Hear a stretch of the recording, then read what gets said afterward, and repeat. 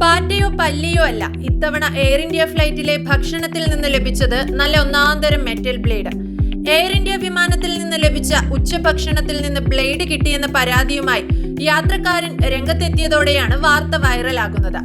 Bengaluru San Francisco Air India AI-175 വിമാനത്തിൽ യാത്ര ചെയ്ത മാധ്യമപ്രവർത്തകനായ മാത്യു റെസ് പോളിനാണ് ഭക്ഷണത്തിൽ നിന്ന് ബ്ലേഡ് ലഭിച്ചത്.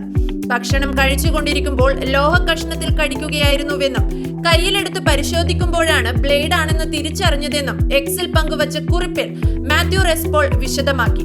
ഇക്കാര്യം സ്ഥിരീകരിച്ച എയർ ഇന്ത്യ ഖേദം പ്രകടിപ്പിച്ച് രംഗത്തെത്തി. കുട്ടിക്ക് വിളമ്പിയ ഭക്ഷണത്തിലാണ് ലോഹക്കഷ്ണം ഉണ്ടായിരുന്നതെങ്കിൽ എന്ത് സംഭവിക്കുമായിരുന്നുവെന്നും എക്സിൽ പോസ്റ്റ് ചെയ്ത കുറിപ്പിൽ മാത്യു ചോദിക്കുന്നു. സംഭവത്തിൽ യാത്രക്കാരനോട് ഖേദം പ്രകടിപ്പിച്ച് Air India chief customer experience officer Rajesh ഡ്രോഗ രംഗത്തെത്തി.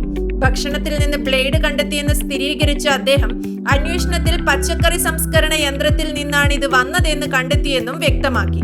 കട്ടിയുള്ള പച്ചക്കറികൾ അരിഞ്ഞ ശേഷം യന്ത്രം പരിശോധിക്കുന്നതുൾപ്പെടെയുള്ള നടപടികൾ ഇനി അങ്ങോട്ട് സ്വീകരിക്കും.